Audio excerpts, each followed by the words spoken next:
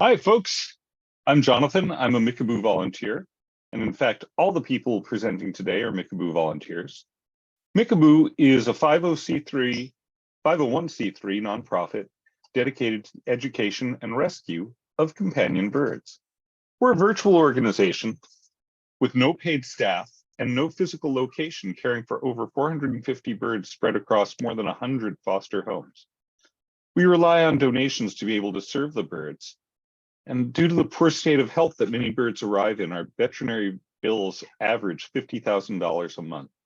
That wasn't a misprint or whatever the voice equivalent is, but $50,000 for essential vet care every single month. And these costs are so high because often newly rescued birds require medical attention after being neglected for a long time, or being elderly and in failing health, or accidents for escape, injury from other pets, these sorts of things. So if you're able to help, please consider donating. And if you're looking to adopt a forever bird friend, you're in the right place. Okay, end of infomercial. We'll talk a little bit about the adoption process, and we'll talk a little bit more about what we're getting into, and then introduce the birds. So since we're an all-volunteer organization, I want to be clear that also because we're really careful about the well-being of the birds and the long-term prospects and happiness of the adopters and the birds, the process can take a while. It's not like you go to the shelter and pick out a dog and go home with the dog.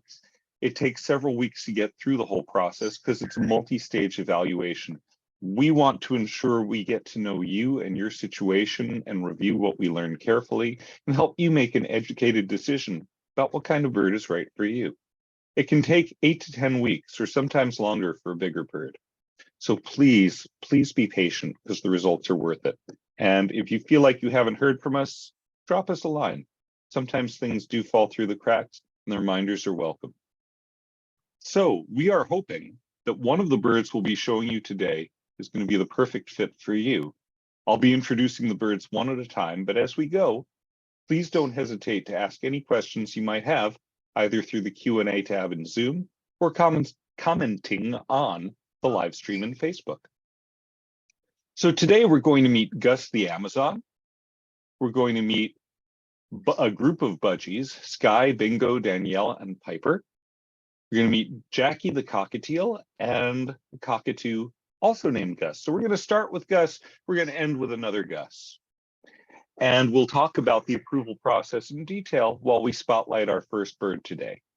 So let's start with Gus, the Amazon. Hey, Sarah. Hi, Jonathan. How's it going? It's going well. How are you? I'm good. I'm good. Happy to talk about Gus. Yeah, we are watching Gus on video, and I'm getting my video set up because my little tripod was falling over. And while we look at Gus interacting with his foster on a perch, let's talk about the adoption process. And if you're watching and you haven't already been approved to adopt or foster, then this is how it'll start. So the approval process starts with our basic bird class. Birds are kind of complex creatures with needs that are completely different from those of a cat or a dog.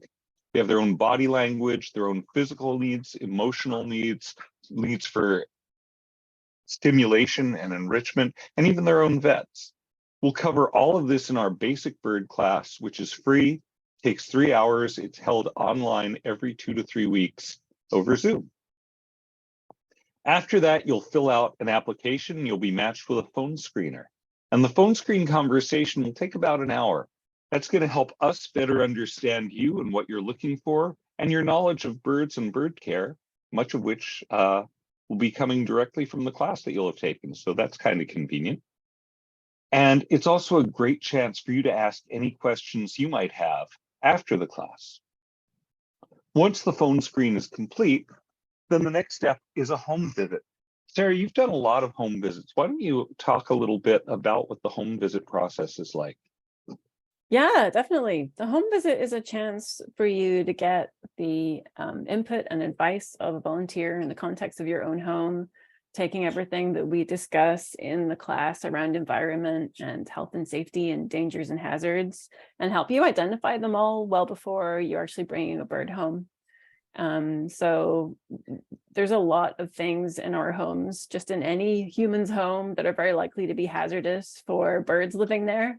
And it's really hard to remove them all, but we can definitely set things up to mitigate the risks as much as possible. And that's a big part of what we're doing, is helping you identify things that could get chewed on or could be physical risk to the bird, especially windows and mirrors.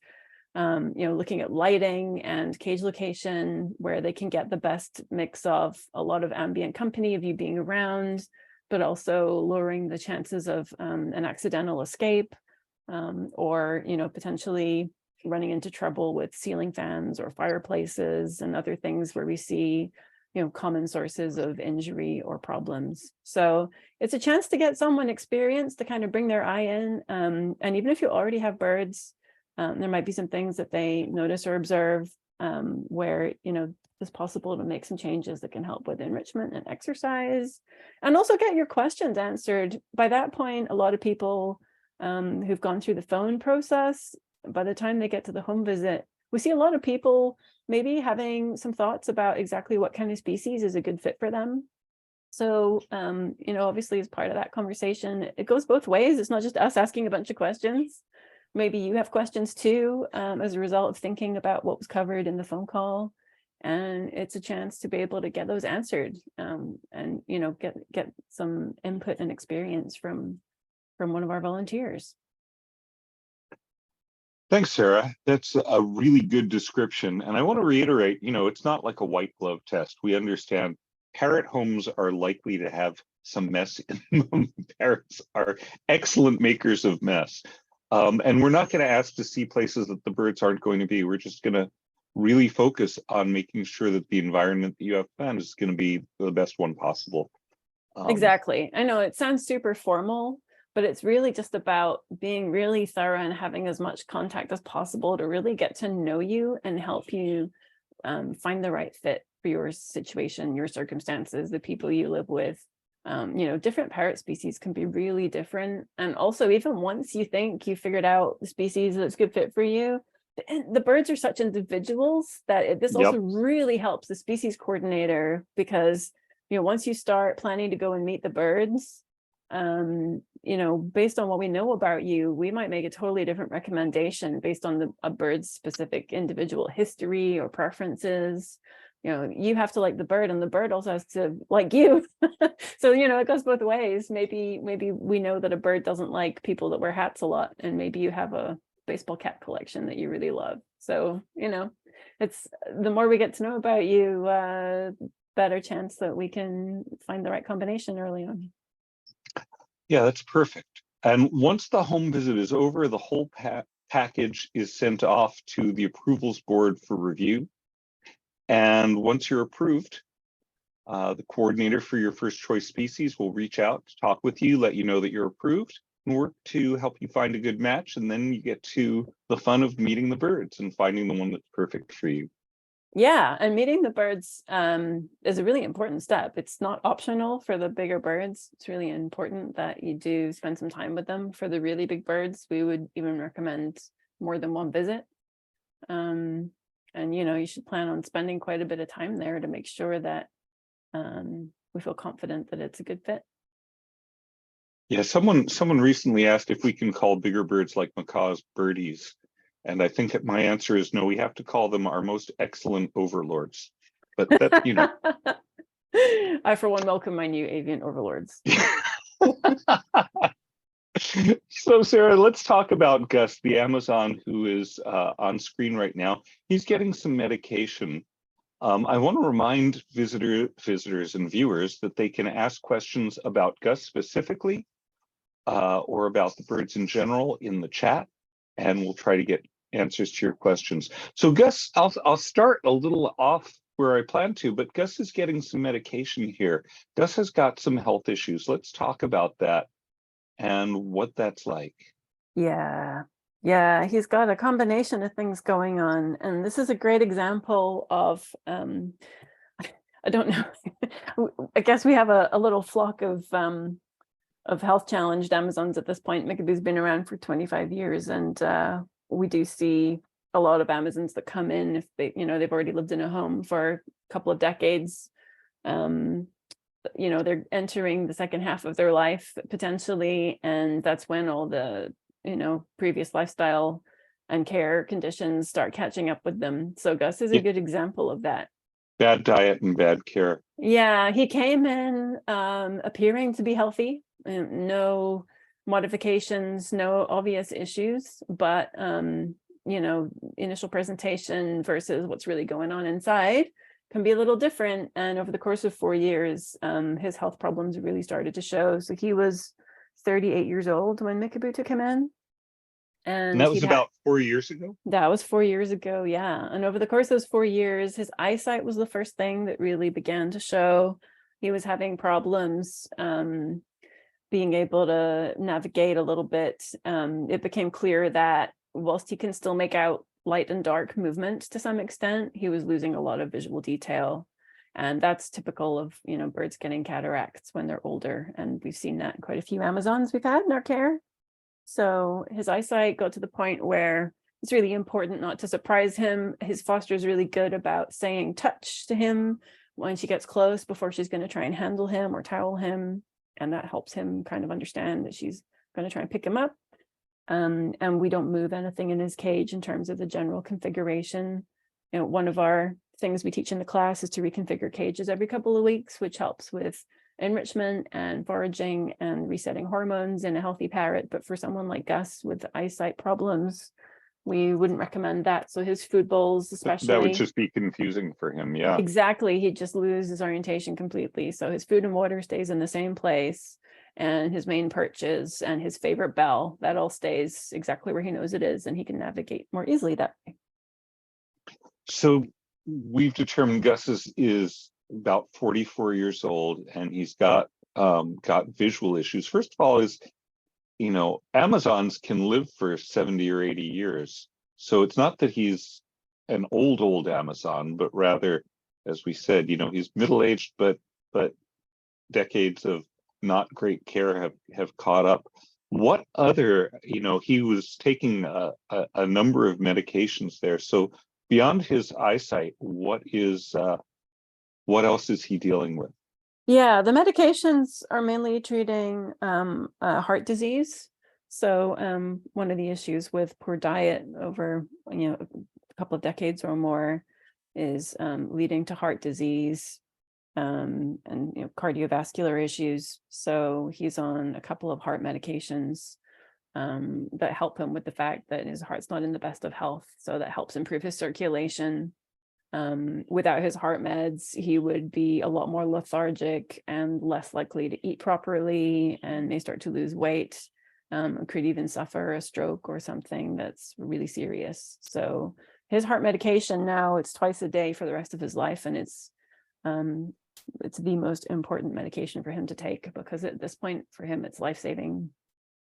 And does he also on anti-inflammatories for arthritis? That's right, yeah. So he's also on some pain meds and some anti-inflammatories that help with his issues with his general joints, but mainly his legs, and keeping him mobile. It's good for him to move. It's important for him to move. And even though he's blind, he's got a bell, which he absolutely loves hanging upside down on. He'll get quite vocal and have a little play session, kind of yelling and just thrashing around on it. And that's good for him. That's good exercise. It means that he's feeling well enough to do that. And we want to encourage him to move safely as much as we can. Absolutely. Just like us humans, as we get older, it's important for us to keep moving. Yeah, no perch potatoes. Yeah. So he gets a number of different medications. How difficult is it to give him medication?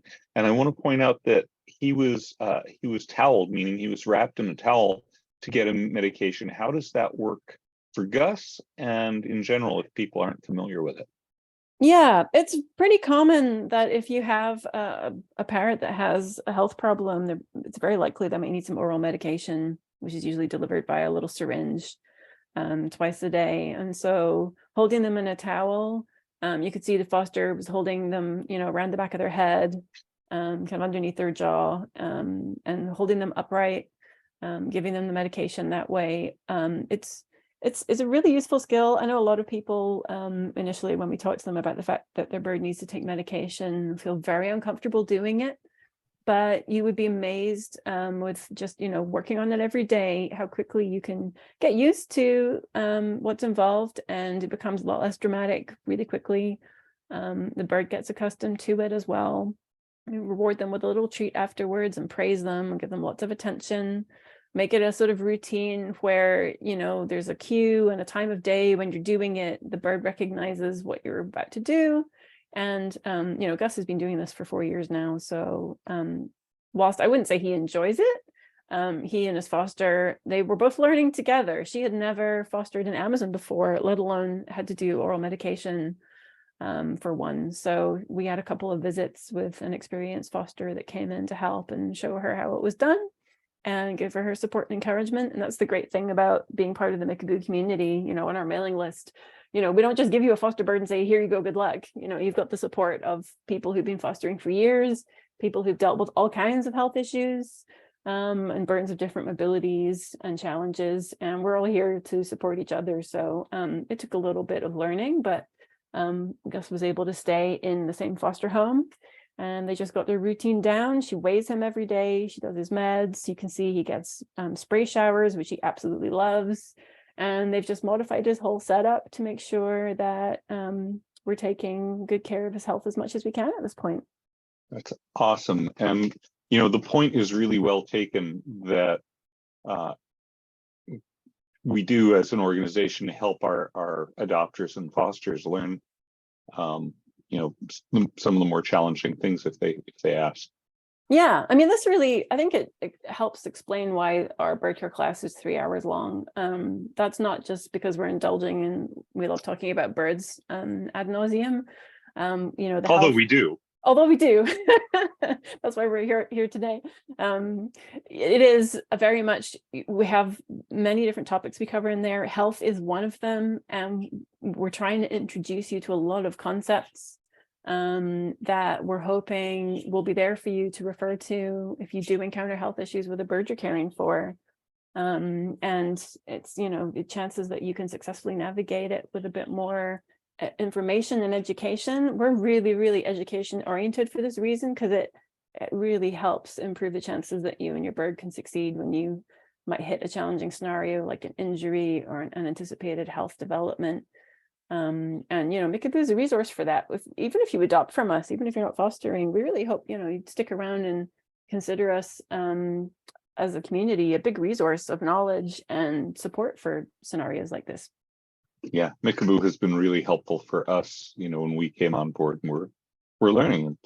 It is a great community. We're all still learning. Yeah, we are.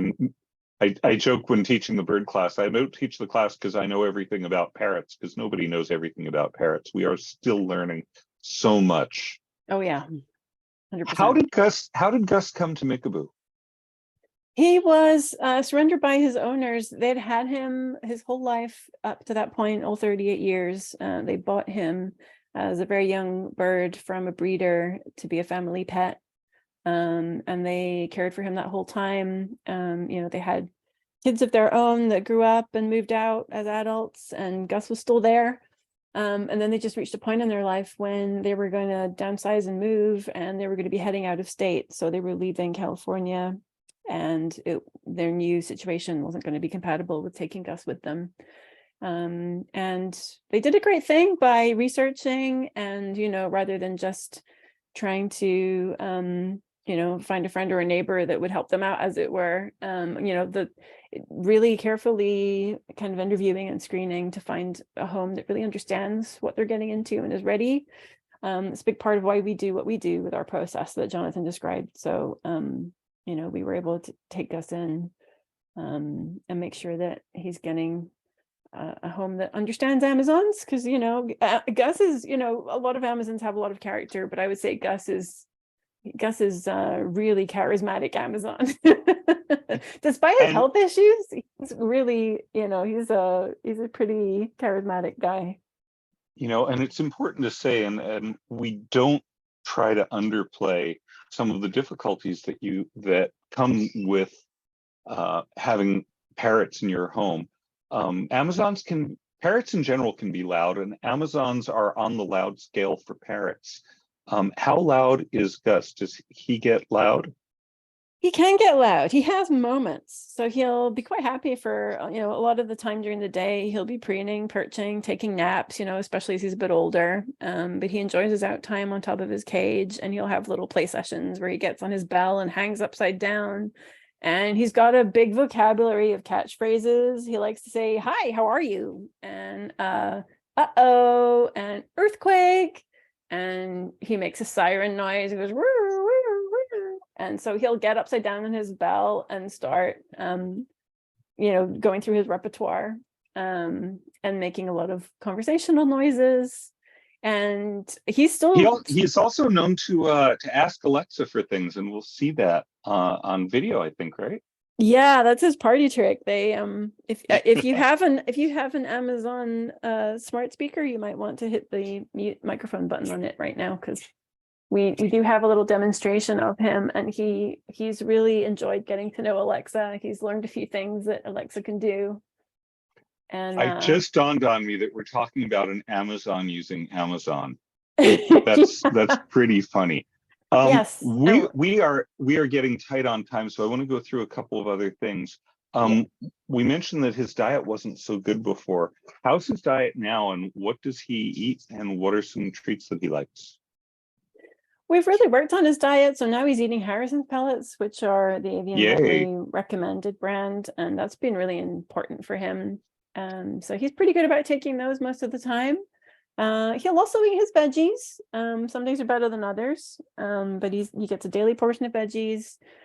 His foster is also great about baking birdie bread from time to time, so that's another way to incorporate some more veggies into his diet and get some moisture in there. Baking something that's sort of healthier with more whole grains in it. And he still gets the odd nutri-berry for a treat. If he's not feeling great, sometimes he'll have quieter days where he's not as active, and that's why we weigh him to keep his weight up, and he'll get a few extra nutri-berries just to make sure he doesn't drop his weight too much. He's had a couple of scares where we've taken him in just to see if we need to modify his dosages and make sure he stays in good shape. You brought up an important thing about weighing, and Gus being weighed daily is more than most healthy birds need, but weekly is certainly kind of a minimum. That's right. Parrots really hide illness well, which is typical for prey animals. They don't want to look like the weak or sick one. And often the only sign that a bird is getting sick is weight loss. It's important to weigh them regularly. How big a cage should a bird like Gus have? It's pretty important they have a decent sized cage. Even though Gus has health issues, he still can have active moments, and we encourage him to move. So his cage, I think, is either 32 or 34 inches wide. It's got 1 inch bar spacing. It has a raised base platform because he's more at risk of falling given his vision problems. And it's kitted out with a few more rope perches because that's easier for him to grip on, but he's still active in it. He still climbs around. You can see him on the top there, and he'll climb around on the inside too. So not all birds with health issues necessarily need to be put in small hospital cages. Keeping them moving is really important for their quality of life too, not just exercise, but he enjoys his bath time, his out time on the rope perch, getting attention. That's part of his daily routine. He looks like he interacts pretty well with people, or at least with people he likes. Does he step up? He steps up really well on a rope perch, but we wouldn't recommend using your hand or your arm just because for him, grip and balance are more difficult. Yeah. And whilst he might do it, when he slips, he's going to use his beak to catch himself, and you're just putting yourself at risk of getting nipped. And Amazon beaks can bite pretty hard. If he gets surprised by a movement, he might express his displeasure about that with a slightly harder beaky moment. Yeah. And I think, given his situation, either a towel, which is nice and grippy on your arm, or a rope perch would be much more comfortable and easier for him to stay balanced. That makes sense. I want to point out also, Mickaboo recognizes that with a special needs bird like Gus, there's going to be more vet care required, and so we waive the adoption fee on our special needs birds as a way of recognizing that you're already committing financially to care of the bird in a bigger than usual way. Absolutely. And I think for Gus as well, I can imagine a lot of people being intimidated by his medical needs, but we do also have an angel sponsorship program. And if you wanted to have him stay with his foster, who loves him very much, but support his medical care with monthly sponsorship or angel donations, we of course would be happy to share updates about Gus's progress and how he's doing. And our angel program is another way that we're able to handle the pretty significant monthly vet fees. Birds like Gus are a big part of why our monthly vet fees ongoing are so high. Yeah. So before we wrap up, I'd love to see some video of Gus and his friend Alexa. All right, it's really short. Turn your volume up. It's not much visual wise, but you can hear him talking to Alexa. His foster is called Marissa. He's actually having Mariska call his foster, right? Yeah, he's summoning his foster mom through Alexa. That's what he's doing. So let's see if we can play that for you now.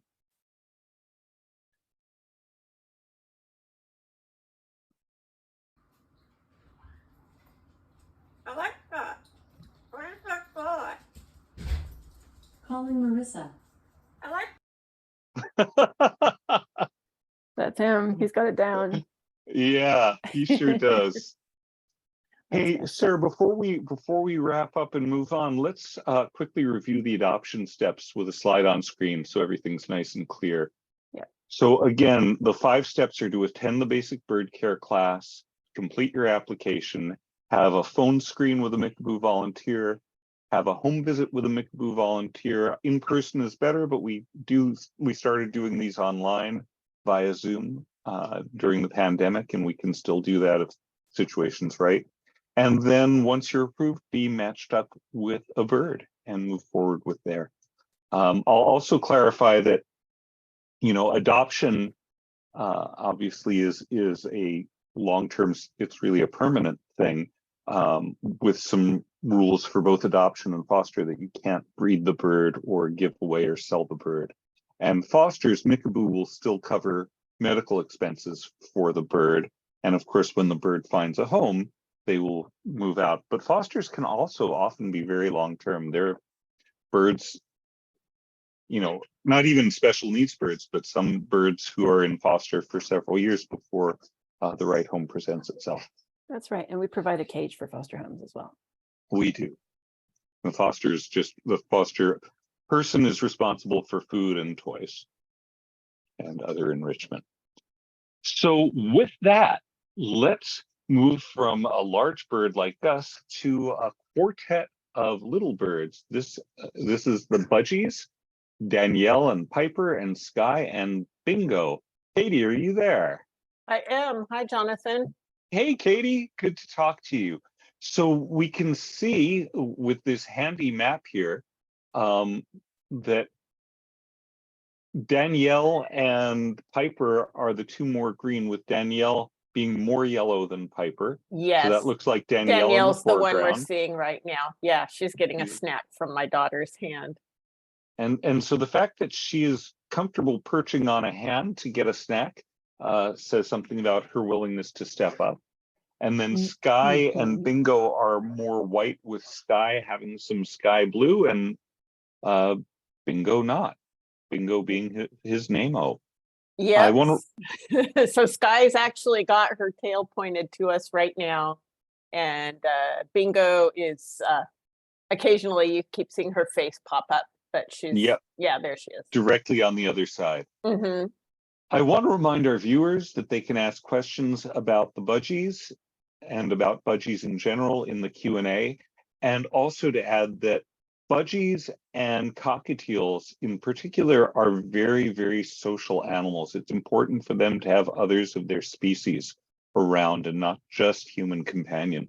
So we only adopt Budgies and cockatoos out in either in pairs or groups, or to homes that already have one or more budgies or cockatiels, so that they have a same species friend. That's really important. Yeah, that's right. And actually among this group, Sky, who is on the perch closest to us on the left, sort of in the middle of the screen right now, has always lived with multiple other budgies. We don't know so much about the other three's origins, but Sky definitely lived with other birds all her life and will appreciate probably a flock that's a bit on the larger side, not just a single other companion, would be my guess. Before we talk about them individually, you just mentioned Sky being female, and I think all of these, but this group of budgies are female, which certainly helps keep them from breeding. That is correct. These are all female. And also keeps them from getting hormonally active as much as if there was a male around, which is much better for their health, not to get all worked up toward breeding. Yes. How did this, sorry, go ahead. I didn't mean to cut you off. I was just going to say that in fact, 3 of these budgies have laid eggs in the past, some of them repeatedly. And this is my cage of birds whose hormones need careful management. And I do have a mixed sex cage separately from this. In fact, you could sort of see it in the background of this one. But these 4 girls really have some significant but manageable hormonal challenges. Right. And for our viewers, it's important, you know, whereas we humans have manipulated the genetics of chickens to be able to lay eggs daily, for most birds, that's not the case. And laying eggs is a really resource intensive and health intensive thing. You know, it's kind of like, really, it's very much like having babies for a human, and the difference in health between a human who's had no babies or 1 babies versus a human who has had 10 babies. You just see the toll that takes. And it also takes other tolls emotionally and physically on the birds. Do we know how old these 4 are, or what their age range is? Yeah, so it varies widely. Bingo, I think, is pretty young. Danielle is about 2. Piper is about 1.5. Sky is the outlier here. She's almost 6 years old. Assuming she was surrendered by an owner, and that person told us that she hatched in August 2017. Now I don't actually know. Maybe that person was told that by someone else. You know, when we don't have firsthand knowledge, it's hard to be sure, but we do think that Sky is about 6. These other 3 girls are between, I would say, like 1.5 and 2.5. They're all pretty young. And even 6, right? 6 is not really old for a budgie. Oh, how old no, do budgies it's not get? old at all. Budgies can live 18 or 20 years. Yes. With good care. Yes. That's definitely the not exceptional, but the end of things where you have to have a well-informed owner and good genetics and a little bit of luck. Just looking at all the various things that happen to birds that come into our care. But yeah, right. Yes, all of these girls have long lives ahead of them. How did they come to Mickaboo? Yeah, so they each have their own stories. As I mentioned with Sky, who's out of the pictures right now, but you can see her at lower left on the side. Oh, there, she's eating out of Eleanor's hand. She's got her back to us. Sky was an owner surrender. Her owner was moving, so much like Gus, it just was not possible for them to keep her in the changing life circumstances that they had. Let's see, so right now we're looking mostly at Sky, but also you can see Danielle's head off to the left in the foreground.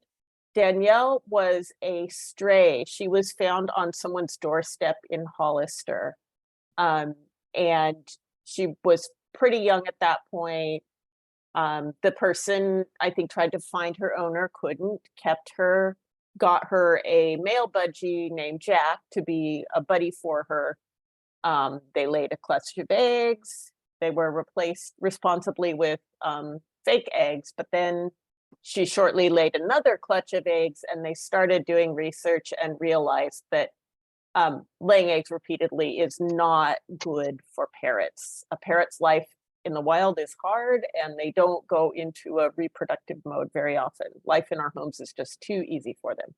So she was surrendered to Mickaboo out of concern for managing her health. Let's see, Piper is now in that front dish with Danielle. She came into Mickaboo in March of 2022 as a baby. And let me see if I can recall. I honestly don't recall how Piper came into Mickaboo, but she did come in very young. And last of all, Bingo, who is way in the back now. She's thinking about climbing up to get a snack at the top of the cage from my daughter. She was surrendered to a local shelter in April last year. She came in with a broken leg and a sinus infection. Wow. So she spent some time at the vet before she was clear, but she's been living with us actually for over a year now, ever since she became healthy then as a youngster. I generally later in the interview, I would ask how they are with children. These guys don't seem to be afraid of children, but I will point out that your daughter knows a lot about being with birds, and she's not moving really fast. She's not doing things that the birds would find as scary. So the whole, are they good with children, really depends a lot on the child. But in this case, with a child who has learned how to behave around birds, they seem, not really scared at all and happy to interact with her. And that's really cool on a lot of fronts. Yeah, I'd say on the one hand, budgies and I think also cockatiels tend to, there are certainly individuals who are quite shy and reserved, or another ones who just aren't interested in socializing with humans. They just want to do their bird thing, and that's fine.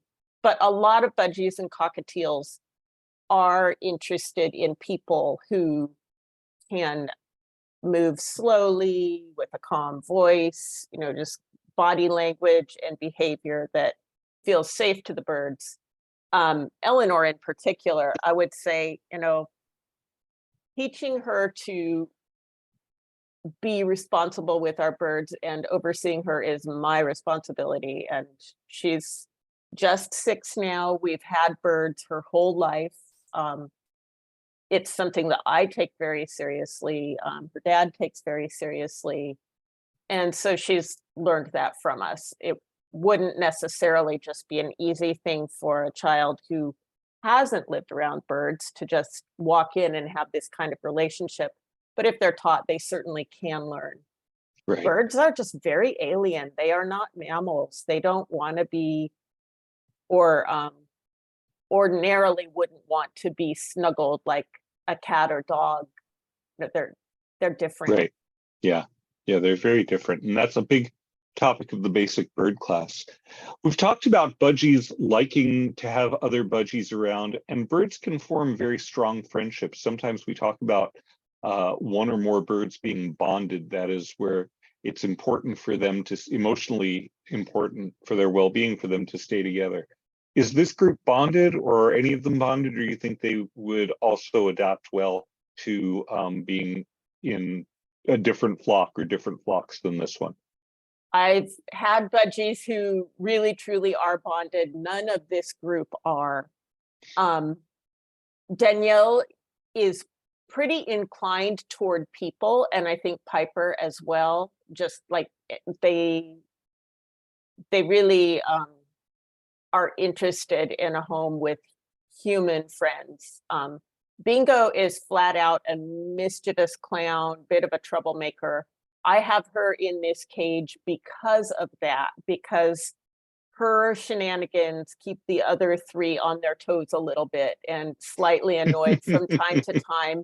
And with birds who are known to be prone to hormones, being a little, just a tiny bit uncomfortable can help keep them from feeling like, oh, this would be a great time to, build a nest and lay some eggs. So she's in there specifically because she disrupts everyone else. But these birds all can be, could be paired with other budgie friends quite happily if someone already has birds in their home or is thinking about adopting and like bringing birds in from other, we're not focused on it, but I have another cage with 7 more budgies in the background, and there's lots of other budgies available through Mickaboo. Yeah, because budgies are so popular, a lot of budgies come through Mickaboo, and and budgies are really sweet birds to live with. I mean, they're not super loud, and the noises that they do make are very. It's kind of like living near a stream. So let's talk about 2 things before we wrap up. One is, tell us a little bit about life with budgies and life with this group in general. Life with budgies, it first of all, just the sound of it, you really nailed it. It's kind of like having a fountain or a brook in the background. They frequently have, a little something to say, and they're just talking to each other. I find that very soothing and I enjoy it, but I used to volunteer for Mickaboo as the budgie species coordinator. And we did have a couple of foster homes where after their set of budgies got adopted, they said, no more for me. I don't like that continuous noise, because they are kind of talking to themselves and each other pretty much all day, every day. So there are people out there who don't care for that kind of continuous, even low level sound. But they are playful, they are curious, they enjoy their toys. In fact, one is coming into view here. I don't know if the whole thing doesn't make it into view, but this little metal thing that has some, it's stainless steel, has some little toys hanging down from it. Because these girls are so hormonal, they need toys that they can't chew up and make into nesting cavities or other things. Right. But they love toys. They love swings. There are a couple swings in here that we may or may not have seen. They love leafy greens. There's a tiny bit of carrot frond just sticking out of the left edge of the screen. Oh, it's gone again now. Oh, and there's more carrot tops and a bath going on. They're just nice. They're continuously active, pretty mellow. They can bite hard if they are frightened. If sometimes I've had to medicate a budgie who's like newly come in and doesn't know me yet, may not have been socialized previously, and they can bite and squawk if they're mad, if they're scared. But of course, wouldn't you? I would do the same. Heck yeah. I'm trying to stuff something down my throat. Yeah. I mean, they're just, I really enjoy budgies. They're really just sweet. about my favorite birds. So in our last few minutes, what else would you like to share with potential adopters who might be interested in one or more of this crew? So I took some notes before. Okay, it was Piper did the most interesting thing that I'd never seen another budgie do. Actually on the same, I can't remember what day it was exactly, but the same series of days where I was taking the video that we're watching now. She grabbed a piece of food and in her beak and flew up to a perch and then held it in her foot and like braced against the perch to eat it. And a lot of bigger parrots really do use their feet to hold and manipulate their food while they eat it. But I have never seen a budgie do that before. That was pretty cool, really interesting. Yeah. And in a previous foster home, Piper really, like, she flew around a lot. She's a great flyer. And when she's hungry, she'll like come and let you know that it's dinner time. Right now, she doesn't get out time because I'm really working on hormone management for Danielle in particular. Right. Danielle is very tame, very funny, very social. But as soon as she is out of the cage, she is looking to try and like climb behind a picture frame or up in a lampshade or something. She's Is just this a place to constantly. nest? Yeah. Yes. Living with Danielle has been very humbling for me because I have fostered and adopted a lot of budgies, ones with complicated medical needs, ones that are super hormonal. And Danielle has laid eggs 3 times on my watch. She now gets a pretty regular regimen of Lupron injections because she's just humbling. Yeah. But Yeah, this whole crew stays in the cage because I am not going to run the risk of her getting into a nesty spot and undoing the hard Right. work that we're doing with diet and environment, long nights, Lupron, everything.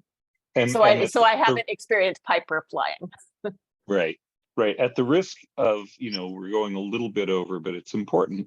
Some of the things that we do to manage birds who are hormonal and keep them from doing that. One is if they need it, Lupron injections from the veterinarian. But prior to that, making sure that they have really consistent and long enough sleep, managing their food intake, and not giving them things that, not allowing them to have things to make nests out of, like things they can tear up and shred, and not having them not giving them places that seem like good places to have nests. And sometimes that means, in this case, not letting them get out because there are lots of little hidey holes. And the things that in the wild tell birds it's a good time to breed. One is longer daylight, just slightly longer daylight, because at the equator and near the equator, it's not that much of a difference, but just a little more light says that. And of course, abundant food, which most of our homes have, and good places to nest. And those 3 things are the trigger for, hey, good time to build a nest and lay some eggs. So we really have to manage that. Katie, it's been really great talking with you about these birds. We are going to move on now to our next bird, Jackie the Cockatiel. And this is another bird that I get to discuss with you, Jonathan. Boy, your voice sounds so familiar, Katie. Haven't we met somewhere? Do you come here often? Yes. So here is Jackie the Cockatiel. Once again, reminding our viewers they can ask questions in the Q&A, and we'll try to get them answered. And again, a reminder that cockatiels generally, like budgies, need cockatiel friends, just as budgies need budgie friends. Yeah, and part of why we're not seeing Jackie with a friend yet is that she's actually been with Mickaboo for a fairly short time. That first video we were looking at was her in a hospital tank, in fact. Yeah, she was kind of sick when she came in, and we have a policy at Mickaboo: if you're bringing a bird into a home with other birds, that bird has to be quarantined for at least 6 weeks, because birds are so good at hiding illness that even if they've had a vet checkup, it is possible that they're harboring something, and we don't want that to spread to the rest of your flock. So let's talk a little bit about Jackie, and let's start with how she came into Mickaboo. Oh, this is a heart-wrenching story. The last set of the budgies that we just talked about, and also Gus the Amazon, a couple found birds and a couple owner surrenders, but Jackie was different. Jackie was discovered by a kind and sharp-eyed person in a box in a park. So she was abandoned or forgotten. Something happened that led to her I think being, the technical term is dumped. Yeah. Most likely, yes. I can imagine, a possibility where someone dumped her, but someone, I don't know. Anyway, Yeah. On some level, she was dumped. And she was very lucky because someone noticed that box and determined that there was a living animal, a creature in there, and took Jackie and her box home with them and called around until they found us. The volunteer who received her from that person noticed that there was a terrible swollen something on her eye, but also described her as feisty. So she was quite sick. She had actually an abscess under her left eye. And so when they received her from the finder, they took her straight to the vet, and she was there for about a month for treatment. So referencing our $50,000 vet bills. right. And A this month is of one of the ways treatment. they happen. Yeah, a month of treatment is not cheap. Hmm. And So yeah, she's and been she's very in, fortunate, and yeah, I do want to say that, a number of birds who've been found recently, birds who are found are often in bad shape. And I've been very sad to watch a couple who've been found who passed away before they could even being taken directly to the vet from where they were picked up, and still didn't yes, make it. It's yes. so Jackie was a lucky one. She got picked up and treated. Hmm. And now you can see her beak moving there, squawking for service. Jackie likes her routine. She has a way she wants her days to be. This is still early days, and what is that big scary camera doing in my face? You can see her body's a little slicked down and stepping backwards, like, what is this hand doing? So she's not quite moving away, but there she goes a little bit. This is a cockatiel telling you, back off, I'm not feeling comfortable. So referencing our previous conversation about children and birds, this is the kind of thing that the grown-up in the house has to maybe guide them about. This is bird body language that I'm concerned. And Right. This is to a a bird certain who's point, saying, I'm not comfortable with this. yeah, Please, and to a please stop. certain Please point, stop. yeah, to a certain point, when we're working on taming a bird and assessing, where they're at, we may push their boundaries a little bit, just to see and to try and show them that that we would like to be friends with them. We're not just going to grab them and do something terrible. This hand is also, there. Oh my goodness, there she goes, but then she Right. flies off. But this Yep, is, I was brave. I did it. That was more than I can take. Thank you yeah. very much. Yeah. But here, this is flash forward about a month, I believe, and Jackie's having a lovely arugula snack here. You And can she's very see comfortable with the hand so close to her. she's very comfortable. That little crest is more puffed up. She's just feeling so happy and comfortable. Look at the greens on her beak. And there, look at that. This is a whole different body language. Yeah, Close to a hand. absolutely.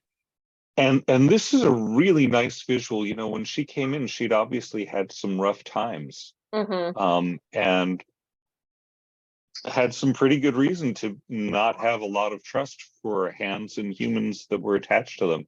And Yeah. seeing her regain trust like this is really nice. Mm-hmm. What does she eat?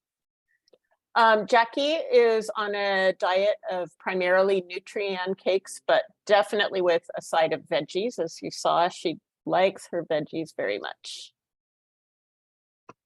And Nutrien cakes, budgies and cockatiels are one of the few parrot species that actually does have a lot of seeds in their diet in the wild. Most parrots don't. And so Nutrien cakes are a great way for them to get those seeds in a healthy format rather than just what we used to call bird seed. And that's what we're looking at here, actually. And it may not be easy to see if you're not familiar with seed and with birds, but the cylindrical things in there are pellets, because even as birds that eat seeds in the wild, they would eat other things. So the pellet contains some of the other nutrition that they need.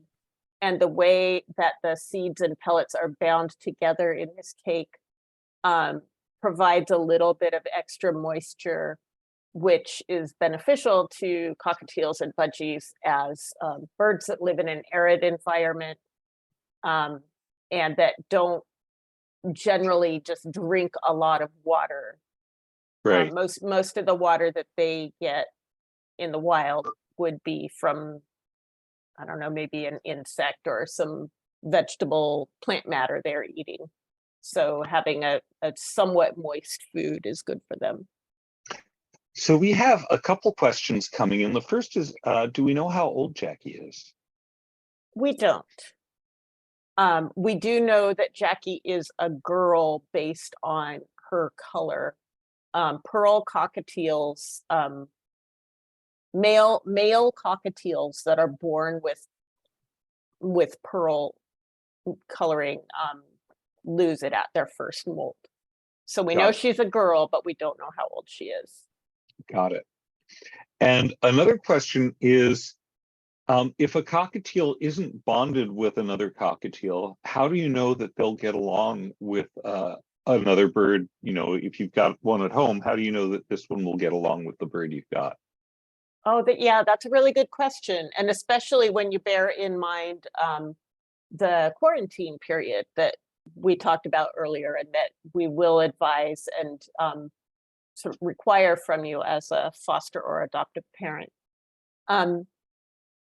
In general, cockatiels and budgies live in groups of hundreds or more in the wild. And it is really cool. I would encourage you to go look on YouTube.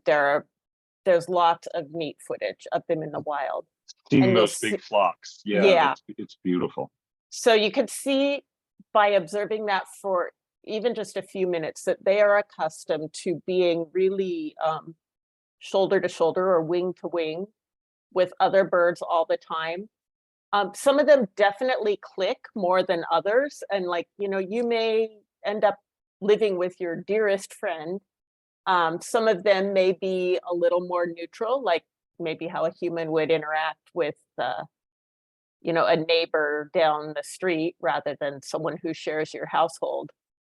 But you can pretty much count on it that most cockatiels will get along with each other and most budgies will get along with each other. Most of them will occasionally bicker from time to time. In fact, just that's like what us. I would like to call a flock of budgies. Like, you know, there's a bicker of budgies. A bicker of budgies. That's I really want to propose that to somebody, but I don't know who makes up names for groups of animals. Well, it would also be you know, competing with a murmur of budgies. So yeah, that's in some ways a nicer one. I feel like the murmur might almost fit cockatiels better. Budgies really do, like, part of their day is arguing with each other. But cockatiels tend to be quite gentle. The way that Jackie was opening her beak at the hand and backing away at the beginning of the video. If we'd had audio on, you might have heard some squawking or even some hissing. But they are not combative. They're not strong. They generally get along. We do have, if someone out there is really interested in adopting Jackie, and she's a lovely bird, I would be so happy if that's the case. And you're concerned about how she might gel with your current bird, we do have ways we can work with you on that once you get through the quarantine period. But even if they weren't best friends, it's a pretty sure bet that any given two cockatiels or budgies can get along and live together. So as we're wrapping up, one thing I do want to point out is, although we don't know her age, we can tell that she's not a very young bird and she's also not a very old bird. So she's somewhere in the middle. What are her housing requirements? And I see her playing with a bunch of toys. What kind of toys does she like? Yeah, so Jackie has in her cage a mix of toys that are things she can just kind of bang around, those stainless steel measuring spoons that she was just moving. They're still swaying back and forth. And also some things that she can chew on and pick up and shred. Earlier in the video, there were some what we call shredders. That's literally the name of the product that you can buy at sort of better pet stores. And just lightweight, safe materials in case it is ingested. Untreated sisal rope, like the perch that she's got going sort of perpendicular to the ladder she's perched on. Lots of soft woods. I feel like soft things like balsa wood really like pump up a cockatiel's ego, because with that little beak, they can still like really chew. They can still really shred it. Yeah. Yeah. And how big a cage should a cockatiel or a pair or trio of cockatiels have? The cage Jackie's in that we're seeing right now is 36 inches wide and 24 inches deep. So that's 3 feet wide and 2 feet deep, and 2 feet tall plus its stand. So she's got some room to move around. She needs room to move. Cockatiels are fairly small birds, but they are built to fly. They have those long tails. Their wings are pretty big when they spread them out, and you want them to be able to move around. For the most part, parrots don't go toward the bottom of their cage very much. Some like to play there, but mostly they like to be up high. So the real space they've got is just side to side in one plane. They don't use the up and down aspect of the cage that much. Yeah, that's true for most parrots. So in our last minute, what one thing would you want to share with potential adopters who might be interested in Jackie? So Jackie has we're finding that she has strong preferences. She really likes toys that she can chew. She has a specific little wire platform that she likes to sleep on. She wants to be let out of the cage in the morning. She has a routine with being let out to hang out on top of her cage, and she gets upset and we'll let you know it if she doesn't get her morning routine. I think we've all seen in this video that she is a sweet bird, and that patience and kindness is just showing major dividends here. So she has things that she wants, but in return, she clearly has a lot of potential to be a wonderful companion. Thank you very much for sharing her, Katie, and the Budgies as well. We're going to move on to a much bigger bird, also with a crest, a Moluccan Cockatoo named Gus. And we'll see that crest go up in a little bit. There's Gus. Hey, Sarah, welcome back. Hi, thanks for having me back. So here's Gus. Tell us a little about Gus. How old is Gus? Let's start with that. Gus is 30 years old, which is not that old for cockatoos. Cockatoos can easily live to be 70 or 80 years old with good diet and good care. So 30 is not even halfway. So right. Yeah, he's on the spring chicken side for a cockatoo. And how did Gus come to Mickaboo? What was his story? Gus is pretty new to Mickaboo. He came to us just a couple of months ago. We were contacted by a family down in the South Bay, and unfortunately, Gus's owner was a man who had passed away, and the family weren't aware of any plans for Gus and his care. So they reached out. They were looking for, a bird rescue that would be able to understand Gus's needs and make sure that he was okay. So yeah, we talked to them. They were really good about making sure Gus would be placed responsibly. It's not easy to care for cockatoo. They wanted to make sure he was okay, but it would not have been easy for them to care for him, and they understood that. So we arranged pretty quickly to pick him up and take him to the vet, get him checked out, and And yeah, now we're looking for his next forever home. And how is his health? We got him checked out. Our last Gus had some health problems. How's this Gus? This Gus, so far, so good. He's not had a lot of regular vet appointments. We do recommend that you take your bird every year for an annual vet check. That's really important, especially at this point in Gus's life. Now that he's 30, his diet's not been amazing. He was on a cockatoo seed mix. And so, at 30 years old, that's not quite caught up with him at this point, but it's really important to get fresh food in him, get the fat content in his diet weighed down, more fresh food, some pellets mixed in for more balanced nutrition. So that's something that we've been working on since he came in, and he's pretty good about it. But yeah, it's going to be important to keep the diet improved now, and that hopefully will keep him out of the vet for many years to come. We did bring him for a follow-up. His initial blood panel, the white blood cells looked a little bit, we weren't quite sure what was going on there. So we had a second check just to be sure there wasn't anything worrying there. And he passed that with flying colors. So yeah, he's, I think with annual checkups now and improved diet, that will set him up in good stead for the next 30 years. Nice.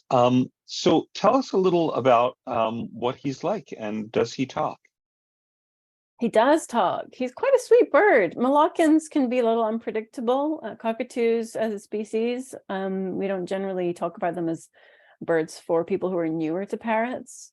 But Gus is pretty friendly, especially with ladies. Although his last owner was a man, he does seem to show a preference for women. He's stepping up for women. He doesn't seem to be picky particularly. He's been quite good with all the women that have tried to pick him up. He will express preferences, if he doesn't want to go back in his cage yet, then he'll get gently beaky, but he's pretty good overall. And he's definitely someone who enjoys a lot of attention. He's got a few phrases he says. He likes to say he's a good boy. And his favorite thing to do is making kissy noises. So he will just kind of sit on your arm and, throw his head around, sort of standard cockatoo body language, kind of dancing and bobbing a little bit and making endless kissy noises at you. So if you're someone who enjoys cockatoo kisses, he might be your guy. Yeah, cockatoos have very big personalities. And in fact, the kissy noise is a nice tie-in, because as birds go, their behaviors are easy for us humans to read as affectionate or even cuddly. And sometimes we unwittingly encourage those behaviors in ways that makes them feel like they have found a mate, which is another big cue for breeding season and can make them hormonal. So what kinds of things could a potential owner do with Gus to minimize that? That's a great question, especially when we're talking about cockatoos. Yeah, they are infamous for being considered cuddly, and that's a word that we try not to use.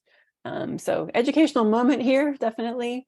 Whilst Gus is friendly, we would never describe cockatoos as cuddly. And for sure, you can find a lot of videos online of people stroking them and treating them a little bit like a teddy bear. But that is exactly how to end up with a hormonal cockatoo. And cockatoos, with their long lifespan, they get very attached to people, but it's very upsetting for them when they get rehomed. And all those cuddly behaviors are usually how the process of ending up rehoming your bird begins. If a bird's hormonal, they're going to be harder to handle, less cooperative, more focused on trying to find a nest, potentially getting medical health problems from egg laying or prolapse. And right, we see a lot of cockatoos come in with prolapse from we do, being overly hormonal. And it's so, it's preventable if you understand how to avoid it. Also, to answer your question, Jonathan, handling is really important. So that's by far the biggest factor. You can see here, Gus is great about perching on your arm and he's enjoying attention. He's dancing a little bit, but we are not stroking him. We're not touching him under his wings. Really, with a cockatoo or any parrot, pretty much the only great places to be handling them daily are scritching their head, touching their beak, touching their feet. So head, neck, beak, feet. That's really, those are the friendly zones. If you Right, go and anywhere else, go ahead. well, and other places like body and back and under wings are courtship behaviors among Right. parrots, and so that's why that triggers hormonal behavior. Oh, you're treating me like your boyfriend or girlfriend. Yeah. One of our viewers asks, what is a prolapse? Oh, prolapse is when some of the internal parts of the intestinal tract end up protruding from outside the vent. So that's very serious, and it can happen in both male and female birds. It's not just something that happens with female parrots. Obviously, if they're straining, trying to push out an egg, that's one of the ways it can happen. But if a male bird is overbred or too sexually stimulated for too long, they're also at risk of prolapse. A lot of you might have seen Cumulus, who's a Mickaboo alumni and now an internet celebrity. He is partially resident at an avian medical facility because he is seriously affected with prolapse. So it can happen in male parrots for sure. So it involves surgery. They have to have everything reinserted and stitched back in there. And once it's happened once, they're a much higher risk of it happening again. And obviously, if that tissue spends too much time outside their body, it can become necrotic. And it can be fatal. We've had cockatoos in the past in our care that have passed away from prolapse-related problems. So it's a serious condition, and it's not to be underestimated. It's very common in cockatoos because they do soak up our attention. And if we unknowingly or unwittingly sexually stimulate them by stroking them on their back or under their wings, we may not realize we're putting them at risk of that down the line. And we absolutely see it in older cockatoos. Right. Yeah, great educational moment. Thank you. Yeah. Another thing about cockatoos is that they're known for being loud. Oh, yes. Gus is no exception. In fact, Moluccan cockatoos, I think they are right up there out of all of the parrot species in the parrot family. They can hit some of the loudest volumes. I think 125 decibels is not impossible for a Moluccan cockatoo. And which is very much like being right next to a jet engine. Exactly, yeah. Over 90 decibels exposure for 30 minutes or more can permanently damage human hearing. So I'm not joking. If he's having a screaming session and you're not wearing ear protection, you're putting your hearing at risk. So it's really, really important to be aware of that. And yeah, it's not something you can train out of them. Cockatoos will have a few moments, and they're all individuals this way. I mean, I've seen Gus, when he's out on top of his cage having fun, he will just like scream for fun at times. And it's not because he's angry or, he shouldn't be punished for that. He's just being a cockatoo. They are not apartment birds. They're not townhouse birds. If you have sound issues where you live, I'm afraid Gus is not going to be viable for you. And yeah, it's not just, your neighbors, but those are the people you live with. If you want to keep living with the people you live with now, they will also have to be okay with, having solutions to handle Gus and his screaming sessions. So that's just cockatoos having fun. And if we don't let them exhibit their natural behaviors, then you end up with, not just physical well-being, but, emotional well-being problems. And that's when we see potential feather plucking and other distress behaviors coming into play. So yeah, you can't just cover them if they get loud. That's not fair on them.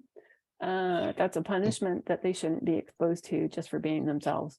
Right. We need to be aware that that being loud is part of who they are. We're needing to wrap up, so let's just cover how big a cage does a big bird like Gus need, and what kind of toys? Great questions. Even though Gus doesn't have a long tail like a macaw, he absolutely should have a large cage like a macaw. So 5 feet wide, 6 foot tall, with lots of boings and swings that he can thrash around on. When he's having a crazy moment, that would be amazing for him. A nice big play stand to climb around down out of his cage, lots of out time, a really good, thick bar gauge, 1-inch bar spacing. Cockatoos' beaks are pretty powerful, and you can't put them in a cage with thin bars, even if it's a large cage, if it's designed for smaller birds with 1/2-inch bar spacing, he'll struggle to climb around on it with his big feet, and he wouldn't be able to get his beak on the bars to climb around either.